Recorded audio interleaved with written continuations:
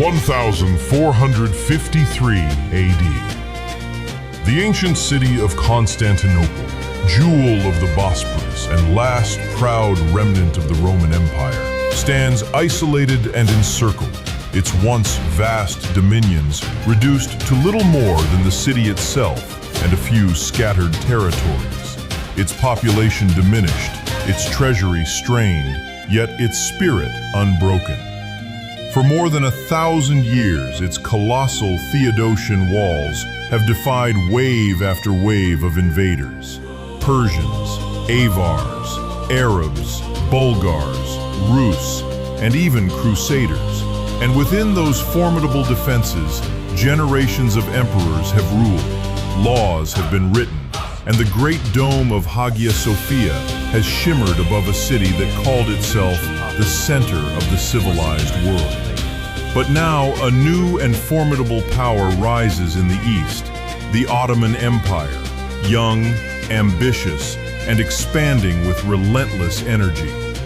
At its head stands Sultan Mehmed II, only 21 years old, yet already determined to accomplish what countless rulers before him had failed to achieve, the capture of Constantinople. From childhood, Mehmed had been fascinated by the city.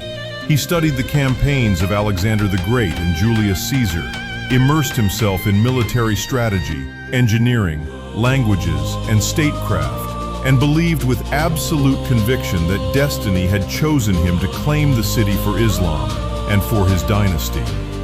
When he ascended the throne in 1451, he wasted no time. Understanding that control of the Bosporus was essential, he ordered the construction of a massive fortress on the European shore, Rumeli Hisari, directly opposite an earlier Ottoman stronghold, thereby tightening his grip on maritime traffic and signaling unmistakably his intentions. Byzantine protests were ignored. Meanwhile, Mehmed recruited engineers and artillery experts from across Europe, including a Hungarian master founder named Orban, who offered to build a cannon of unprecedented size.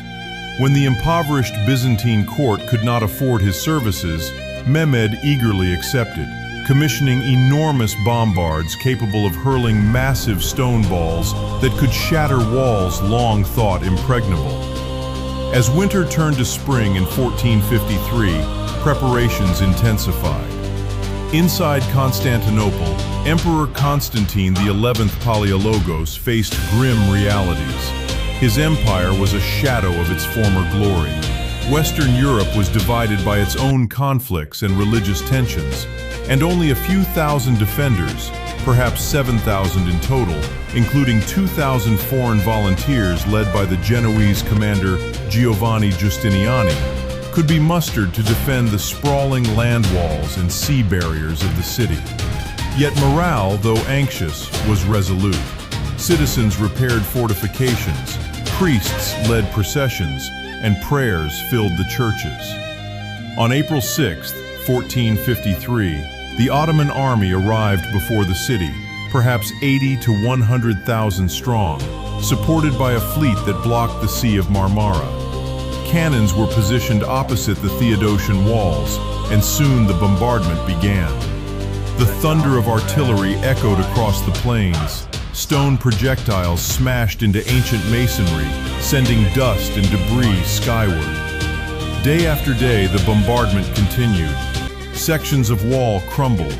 Defenders rushed to repair breaches with earth, timber, and rubble, working tirelessly under constant threat. Casualties mounted on both sides, yet the city held. The Golden Horn, the great harbor on Constantinople's northern flank, was protected by a massive iron chain stretched across its entrance, preventing Ottoman ships from entering and safeguarding the city's vulnerable seawalls. Mehmed, recognizing that without naval superiority, the siege would drag on indefinitely, conceived a daring plan. Constructing a wooden roadway over greased logs, his engineers and soldiers hauled dozens of ships overland from the Bosporus into the Golden Horn under cover of darkness. When the Byzantines awoke to see Ottoman vessels floating behind their sea defenses, shock and dread rippled through the city. The siege tightened. Ottoman forces dug trenches and mining tunnels in attempts to undermine the walls. Byzantine counterminers listened for the sound of digging and launched desperate subterranean battles in suffocating darkness. Assaults were launched and repelled, supplies dwindled, fear mingled with defiance. Mehmed offered terms of surrender, promising safety in exchange for submission, but Constantine XI refused, declaring that surrendering the city entrusted to him by God was unthinkable. As May drew to a close, Mehmed resolved upon a final, all-out assault. On the evening of May 28th, Ottoman camps were illuminated by countless torches, drums beat through the night, and prayers were offered for victory.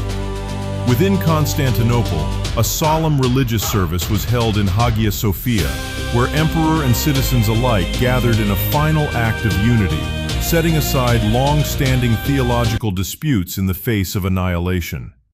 In the pre-dawn hours of May 29, 1453, the final attack began.